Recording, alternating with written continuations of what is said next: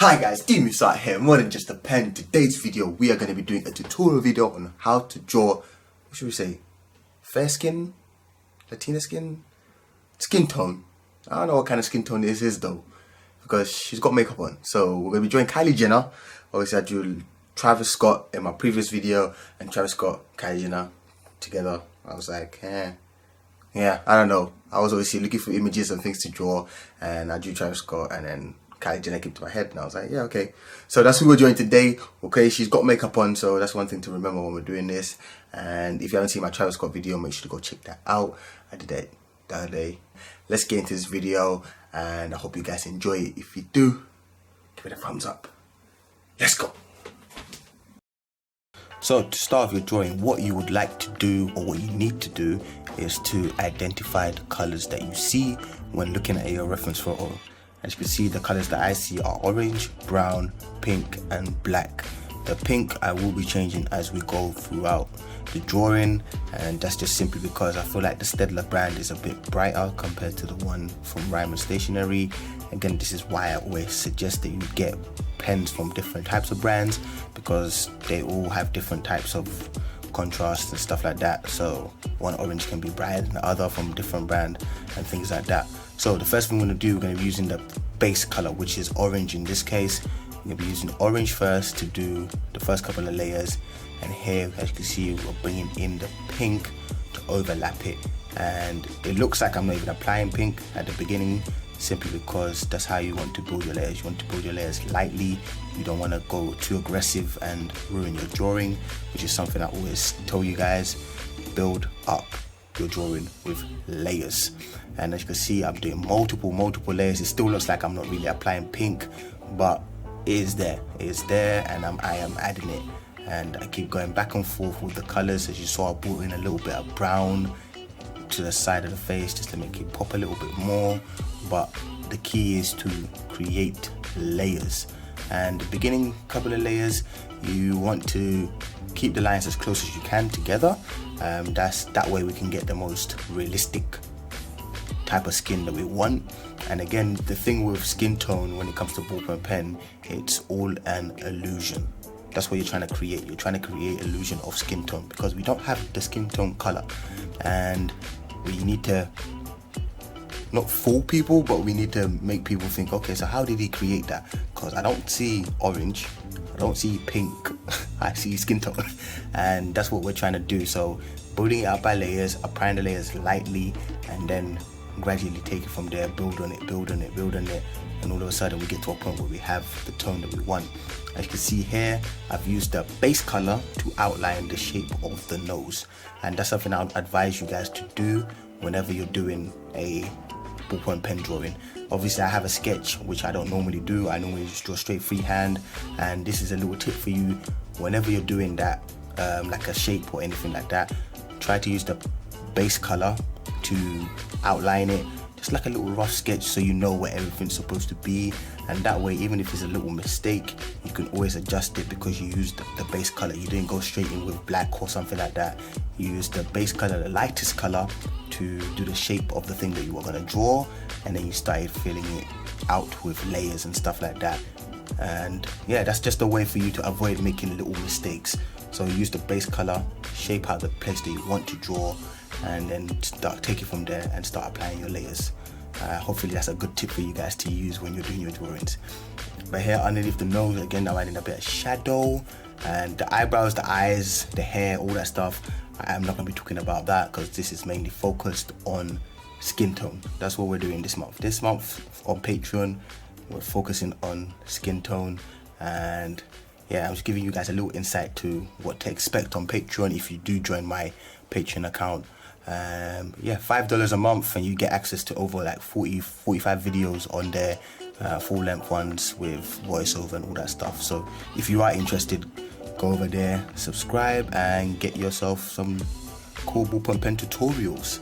But throughout this drawing, what we're going to be doing is building. We're going to be basically, as you see, the way I work is totally different to most people, I'm assuming, because I work in sections. That's what I like to do. I like to take a section, work on it until I get it to the point where I want to, and then I'm like, okay, now I can actually move on to another part. Whereas, to be honest, I could have done this at the beginning, just picked up the orange, covered up the whole face, all the areas that needed to be covered, and then, you know what I mean, then brought out the pink, and then done the pink, and then brought out the brown.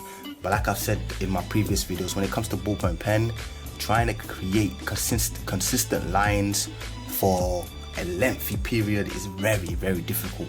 Like, you're gonna have a lot of inconsistency when you're trying to cover up such a big surface with this consistent stroke and trying to fill it out. That way it's very dangerous. But obviously maybe there's some people that can do it, and I am not one of them because I don't know, I just don't work like that. I like to build up things. But as you can see with the nose, let's talk about the nose. You can see there's a white part there, like a highlight, like a shine on the nose. And again, talking about illusions before, that's exactly what we did there. We just left the paper we'd let the paper do its job, and that way it looks like her nose has got like a little shine on it, whereas that's never the case. It's just that we've worked around the shine, like brought in a brown a little bit close to the nose, like the nose area, so that way the white pops even more because we've added a little darker tone there. You know what I mean? We haven't just left it light orange because then you wouldn't be able to notice the shine that much. So little things like that do help your drawing, especially take it to the next level from just being an average drawing to a realistic drawing. You've got to know where to put the darker values and stuff like that. Here we're doing the cheek area. I added a light layer of pink, and then after that I started building with the orange on top. As you can see here, I'm just doing a load of strokes. You see me just applying a load of orange strokes, layering. Now moving on to the chin here, I'm adding a light layer of pink, and I'm gonna bring the orange on top of it. But the stroke is actually consistent. It's the same as the above, like the face, side of the face they see that's really light. The orange there is the same stroke, same pressure, all that stuff. But the only reason why it seems darker now is because we did a layer of orange first, and then we put in a layer of pink, and now we're bringing a layer of orange again. We're just overlapping these lines. All the consistency is the same, but because we're overlapping it, it gives you that darker tone. And here's a mistake that a lot of people tend to make when doing this. So they'll apply the orange lightly, like a nice note, and the pink is where the mistake comes in. You start applying the pink too much. And the reason why I say too much is because when you're applying the pink on top of the orange, you're like, okay, it's fine, there's nothing really wrong with this. And then you bring back obviously the orange in order to merge everything together, to make everything look together and smooth, and then boom, because the pink was so powerful and you've applied orange on top of it again, it's just come out too dark. So that's a mistake I've made personally, so that's why it's easy for me to tell you guys this, because I don't want you guys to make the mistake as well. That's something I used to do in the beginning. I used to apply the base color, and then I'll apply like the another color, another tone on top. Like say I would do red and I'll apply black on top lightly, thinking yeah, it's all right, and I'll bring back the red, and then it comes out solid black, and I'm like, oh, that's not what I wanted. So remember that whenever you're applying the second color, make sure you apply it really lightly, because once you apply the first color again, it's gonna come out darker just because you overlapped the lines multiple times. So now moving on to the neck area, we've brought in the pink, the Stedler one that I said I was gonna change in the beginning, simply because I felt like there's a lot of places on her neck and a bit of her face as well, like where the cheek is, where the highlight is down on the cheek. I felt like the Stedler pink was a bit brighter and it will bring it out even more. And yeah, I'm actually using red. Like this is a color most people don't use when it comes to doing skin tone. There you think that you just need orange, pink, and what's cool again, brown. And me personally, at the beginning, I was like that as well.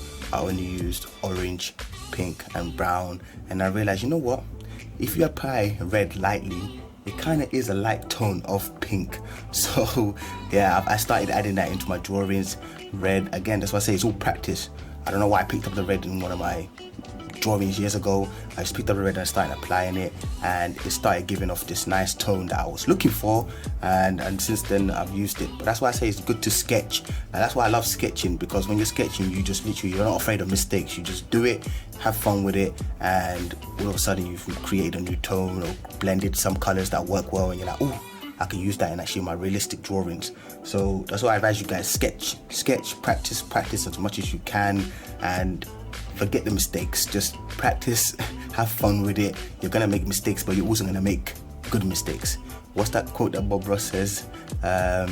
There's no such thing as mistakes, it's just happy accidents, something like that, along them lines. That's what he says.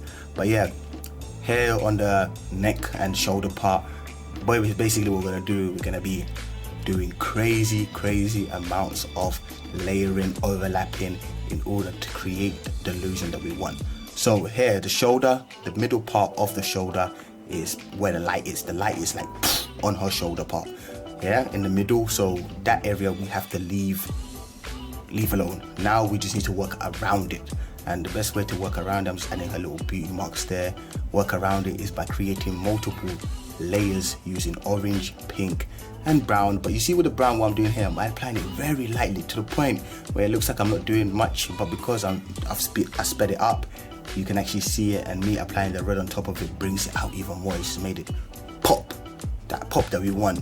And again, we're creating that illusion. And here, look at it, look at that, just all them layers, overlaps, and just creating layers. And here, the final stage, we're just gonna do the hair part. But with the skin tone, I hope you guys have learned something from this and found it helpful. If you do have any questions about the skin tone, comment below and I'll try and answer it for you. I will be doing one more skin tones tutorial, which will be Luka Modric, which I'm currently working on as well, as I'm making this video. And yeah, that's gonna be like a pale type of skin tone, which yeah, it's just another type of skin tone that I want to work on, and I will be creating that soon. Yeah, but the real-time videos of these will be available on my Patreon page for you guys to watch and enjoy, and yeah, see the real time, see how I actually overlap the colors and everything, with how consistent I keep the strokes and all that stuff. Yeah man, that's it for this video, and I hope you guys have enjoyed it, man. It's been fun. Make sure to share it and make sure to subscribe if you're new to my channel, and click the notification bell as well if you want to get notifications for every time I upload a video. And yeah, that's it, man. It's your boy DeMoose. I will see you lot soon. Bye guys, peace. So that's my tutorial video for today. I hope you guys found that helpful, and you can take away some great pointers and tips away from this video, and you can implement it in your drawings from now on. And yeah, the full tutorial video will be available on Patreon soon, with voiceover and obviously giving you tips and stuff like that along the way. And yeah, if you go now to Patreon, you can subscribe for like a $5 monthly subscription, and you get access to all the tutorials that I have created over the last year or so, and there's plenty on there for you guys to watch, and there's gonna be more coming. So yeah, make sure to go check it out. And yeah, all the tools and everything I used in this video linked in the description. It's your boy DeMoose, that's me. I'm out. Catch you in the next video. Peace.